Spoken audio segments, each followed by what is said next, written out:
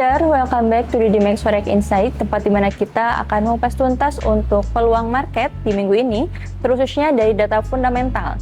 Bersama saya Melinda, dan kali ini saya sudah temani oleh mentor profesional, yaitu ada Coach Aden. Halo Coach. Halo. Oke, ini untuk pembahasan yang pertama. ISM Manufacturing PMI turun dari 52,6 ke 51,7. Apa artinya untuk USD, Coach? Oke, penurunan ISM terkait manufacturing PMI.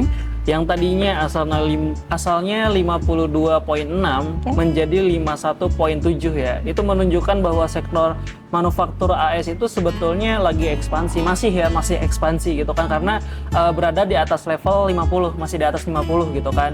Namun momentum ini mulai melambat gitu. Ini memberikan signal bahwa aktivitas industri tidak sekuat bulan sebelumnya, sehingga bisa menekan sentimen bullish USD gitu kan dalam jangka pendek tapinya gitu. Meski belum masuk zona kontraksi, pelemahan terhadap seperti ini gitu kan, itu sering terjadi early warning sebetulnya. Jadi lebih ke perlambatan ekonomi. Jika tren penurunan berlanjut di bulan berikutnya dan dikonfirmasi oleh sektor lainnya gitu kan, bisa jadi gitu kan pasar bisa mulai meningkat. Jadi pasar AS sendiri bisa meningkat gitu kan, ekspektasi pemangkasan suku bunga bisa terjadi gitu. Untuk trader mungkin kondisi ini lebih cocok dimanfaatkan untuk strategi intraday gitu kan, dan menunggu konfirmasi lainnya lanjutannya sebelum mengambil posisi besar pada USD gitu kan. Terlebih sekarang lagi perang juga di timur gitu kan, baik itu Iran dan US gitu. Jadi lebih hati-hati aja buat teman-teman semua. Oke, next untuk pembahasan yang kedua, GDP Australia naik ke 0,7% dari 0,4%. Apakah AUD ini berpotensi menguat, Coach? Oke, ini kebalikan ya. Tadi PMI lebih menurun dan sekarang GDP untuk Australia sendiri ini naik ya. Yang tadinya dari 0,4% menjadi 0,7% gitu. Untuk potensi kenaikan memang di sini menunjukkan perbaikan. Sebetulnya perbaikan pertumbuhan ekonomi yang cukup positif gitu. Jadi bisa memberikan dorongan sentimen bagi Audi sendiri gitu kan. Data ini mengidentifikasikan aktivitas ekonomi domestik membaik. Jadi yang dimana berpotensi mengurangi tekanan bagi RBI untuk bersikap dovish gitu. Namun kekuatan Audi tidak hanya ditentukan, jadi nggak cuma ditentuin dari GBP sendiri gitu, melainkan dari kondisi global, ekonomi Cina gitu kan sebagai mitra dagang utama dari Australia gitu. Dalam jangka pendek mungkin Audi di sini berpeluang menguat gitu, terutama jika sentimen rise on global mendukung. Tetapi trader tetap perlu waspada gitu kan, karena dominasi sentimen USD karena di minggu ini data tenaga kerja AS itu lebih menentukan arah pasar. Jadi nunggu dulu data dari USD sendiri dulu aja, karena itu saling bersangkutan sebetulnya. Oke, next untuk pembahasan yang ketiga, ini dari ADP itu naik ke 49K dari 22K. Tapi masih rendah nih Coach, dan apa dampaknya? Oke, perihal dampak ADP ya sebetulnya masih kecil gitu kan, walaupun di sini memang prediksinya dari 22K gitu kan naik ke 49K, itu angkanya masih rendah gitu kan.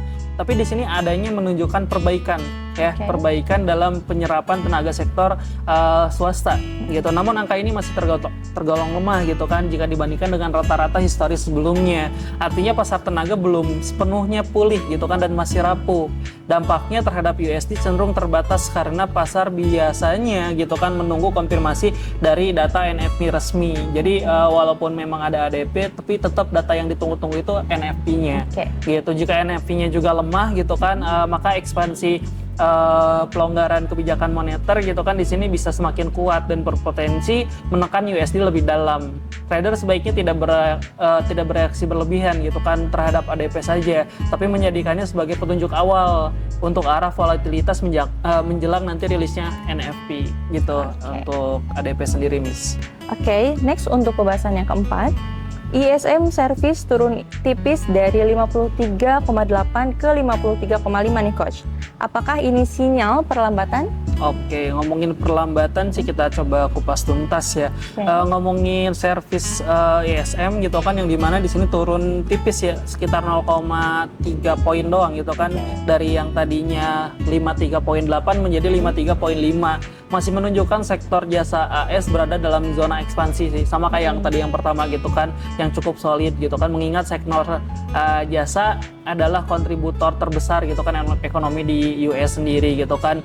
Sementara angka di atas 53 masih tergolong sehat sebetulnya. Jadi kalau ngomongin perlambatan sih enggak gitu kan. Namun penurunan beruntun juga di sini bisa menjadikan tanda-tanda bahwa momentum pertumbuhan mulai mendingin gitu. Jadi udah mulai mendingin, bukannya lebih kelambat sih gitu kan. Jadi jika dikombinasikan dengan pelemahan manufaktur gitu kan dan tenaga kerja, pasar bisa mulai membaca potensi gitu kan perlambatan ekonomi yang lebih luas. Untuk saat ini dampaknya netral gitu. Jadi hingga sedikit negatif buat USD, dan trader juga perlu memantau apakah tren penurunan ini berlanjut pada rilis bulan berikutnya atau enggak gitu sih. Oke, next untuk pembahasan yang kelima, unemployment claims declines naik ke 215K dari 212K ini coach. Apakah ini mengkhawatirkan? Kenaikan sendiri di sini ya lebih ke data pengangguran ya di sini ya, dari 212K ke 215K, masih tergolongnya di sini moderat sih, lebih ke belum menunjukkan lonjakan signifikan di tenaga kerja gitu kan. Namun kenaikan bertahap seperti ini juga bisa secara konsisten bisa jadi signal awal pelemahan, karena kan di sini bisa dikatakan penganggurannya semakin banyak lah gitu kan. Apalagi di sini fokus data NFP dan tingkat pengangguran resmi gitu kan, jadi lebih fokusin aja ke sana dulu gitu. Jika klaim terus meningkat dalam beberapa minggu ke depan gitu kan, ekspektasi terhadap kebijakan yang lebih longgar bisa menguat gitu. Trader sebaiknya lebih ke melihat data ini sebagai lebih ke dari gambaran besarnya dulu aja gitu kan, bukan signal untuk entry-nya gitu. Oke, next untuk pembahasan yang keenam, average horse earning turun dari 0,4% ke 0,3%. Dan kenapa ini penting, coach? Ini lebih ke upah sih, ngomongin upah. Jadi kayak perlambatan pertumbuhan upah yang tadinya 0,4% menjadi 0,3%. Sangat penting gitu kan, karena berkaitan langsung dengan tekanan inflasi gitu kan. Jika upahnya melambat, maka potensi kenaikan harga barang dan jasa juga ikut mereda sebetulnya gitu kan. Ini menjadi kabar yang cenderung dovish sebetulnya gitu kan bagi kebijakan moneter. Karena di sini The Fed biasanya memperhatikan gitu kan dinamika upah dalam menentukan suku bunga gitu. Dalam konteks ini data ini bisa membatasi penguatan USD gitu, terutama jika inflasi berikutnya menunjukkan tren serupa. Trader bisa mulai mempertimbangkan bias jangka menengah yang lebih netral hingga bearish gitu kan terhadap USD jika perlambatan upah berikutnya berlanjut gitu kan. Oke, next pembahasan yang ketujuh, NFP ini turun drastis ke 58K dari 130K ini coach. Seberapa besar dampaknya? Kalau misalkan nanti realisasi aktualnya turun seperti angka barusan gitu ya kan, dari 58K dari 130K turun ke 58K gitu kan, itu merupakan signal signifikan gitu kan bahwa penciptaan lapangan kerja melambat tajam gitu. Jadi ini menjadi salah satu indikator paling kuat bahwa tenaga kerja mulai kehilangan momentum gitu. Jika dikombinasikan dengan perlambatan upah dan kenaikan data pengangguran gitu kan, ya maka probabilitas dari kebijakan yang lebih akomodatif akan meningkat gitu kan. Jadi dampaknya bisa cukup besar terhadap USD, terutama dalam jangka pendek hingga menengah, karena pasar akan menyesuaikan ekspektasi suku bunga sendiri gitu. Jadi volatilitas biasanya tinggi saat rilis NFP, sehingga trader perlu disiplin dalam menjaga manajemen resiko gitu kan, dan menunggu konfirmasi pergerakan harga sehingga sebelum masuk pasar gitu. Jadi lebih ke masuk akal sih NFP-nya di sini turun, terus dari data pengangguran juga naik gitu kan, upah juga jadi turunin, ya lagi kurang baik juga sebetulnya kalau misalkan ngomongin tentang ekonomi di US sendiri gitu. Oke, next ini untuk pembahasan yang terakhir, Pengangguran tetap di 4,3%, tapi retail sales ini turun ke minus 0,3%, Coach.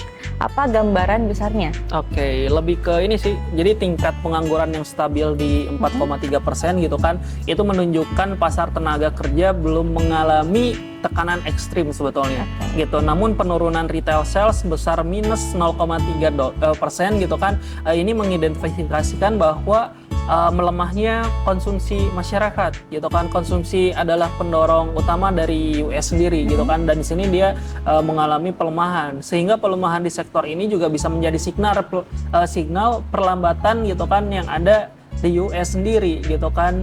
Jika konsumsi melemah sementara pertumbuhan gitu kan, pertumbuhan tenaga kerja juga melambat, pasar bisa semakin yakin bahwa potensi mengalami tekanan jangka menengah gitu kan. Dan trader bisa juga di sini dapat mempertimbangkan gitu kan peluang swing tradingnya gitu kan, berdasarkan perubahan ekspektasi kebijakan gitu kan. Sebetulnya dari semua yang kita rangkum dari pembahasan dari pertama gitu kan, kita mungkin di sini dari data juga lebih ke jelek ya untuk USD sendiri gitu kan di minggu ini, apabila aktualnya sesuai, ditambah dengan adanya geopolitik seperti di hari kemarin gitu kan, di tanggal 28-27 Februari gitu kan, yang dimana memang lagi ramai juga konflik antara US gitu kan, itu juga kan bisa menjadikan jelek buat US-nya. Jadi lebih kalau misalkan teman-teman di sini mungkin ada berpikiran untuk sell, lebih ke intraday-nya aja ya. Kalau swing-nya itu lebih ambil posisi buy aja gitu, Miss. Oke, sahabat trader, itu dia beberapa pembahasan penting dari data fundamental khususnya di minggu ini. Dan buat sahabat trader yang mau ambil peluang di market, tetap hati-hati dan tetap perhatikan juga dari berita-berita yang keluar setiap harinya. Jangan lupa juga untuk tetap like, komen, serta subscribe agar gak ketinggalan untuk episode berikutnya dari DDMax Forex Insight. Bersama saya Melinda dan saya Aden Fikri. Sampai jumpa. Bye-bye. See you.